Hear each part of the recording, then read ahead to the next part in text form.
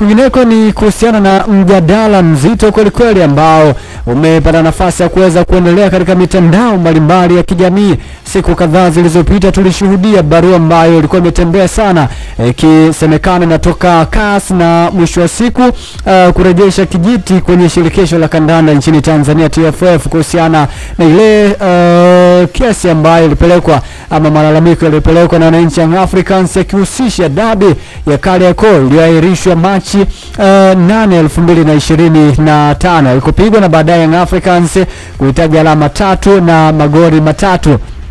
Sasa baada ya taarifa ile Young Africans wameonekana kuwa na msimamo wao ambao umetoa taarifa kwa umma leo Mei 5, 2025. Nikupitisha kwenye taarifa yenyewe. Inasema uongozi wa Young Africans Sports Club unapenda kuarifu umma kuwa umepokea majibu kutoka Mahakama ya Kimataifa ya Usuluhishi wa Michezo CAS kuhusu kesi yetu namba CAS 2025A mkwaju 11298. CAS imeielekeza Young Africans kurudi kwanza kwenye kamati za ndani za soka ili kushughulikia kesi yetu kabla ya kurudi kwao kwa ajili ya hatua za rufaa. Lakini kutokana na uonevu, uvunjwaji mkubwa wa kanuni na upendeleo wa dhahiri kwa baadhi ya timu unaoendelea kufanywa na mamlaka za soka Tanzania, uongozi wa Yanga Afrika hauna imani na hauko tayari kupeleka shauri hilo kwenye mamlaka ambazo zinatenda dhulma. Aidha, uongozi wa Yanga unapenda kujulisha umma kuwa msimamo wa klabu yetu juu ya mchezo namba 184 wa ligi kuu msimu huu uko pale kuwa hatutashiriki kwenye mchezo huo kwa namna yoyote ile. Wana Yanga wote watakuwa tayari kuipambania haki yao kivyote vile ili kukomesha dhulma na uvunjwaji mkubwa wa kikanuni unaoendelea kufanywa na mamlaka za soka kwa maslahi mapana ya maendeleo ya soka nchini. Bwana, hii imekaa namna hiyo. Mwalimu, hii imekaaje hii? Mimi nafikiri hapo hakuna jipya sana kwa sababu tayari ni tunasema ni mitazamo miwili tofauti. Young Africans kwa vyovyote vile kwa jinsi ambavyo wameshikilia msimamo wao, yani kitakachofuata baada ya hapo kama bodi ya ligi wakatangaza tarehe, nafikiri Simba watapewa tu alama 3 kwa sababu hakuna namna nyingine, kwa sababu mechi haijachezwa.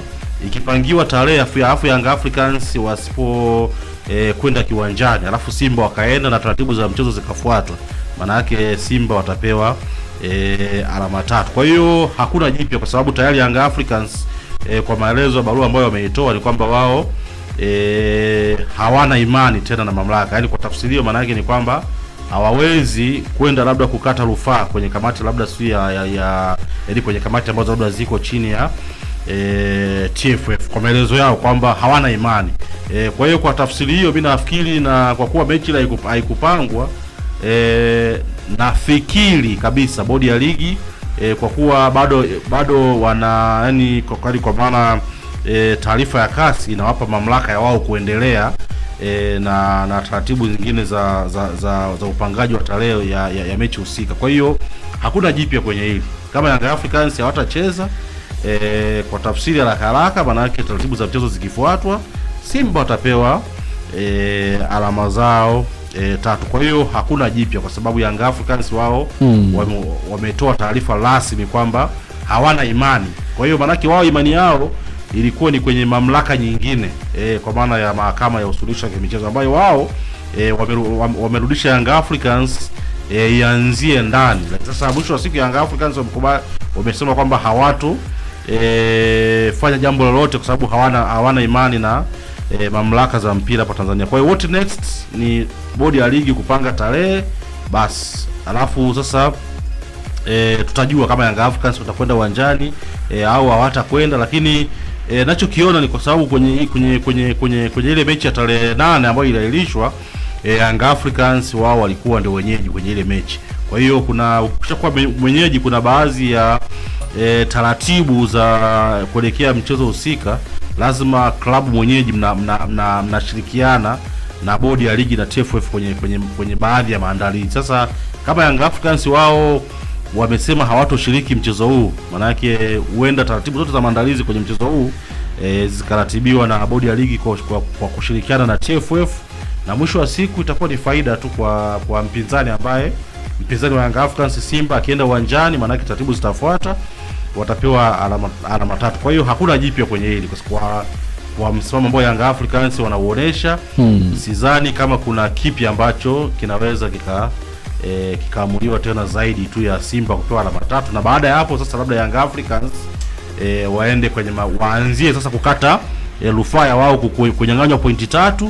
Wakishindwa warudi tena CAS. Mazingzong, Young Africans wako sahihi kwa hiki ambacho wanaendelea kukishikilia msimamo?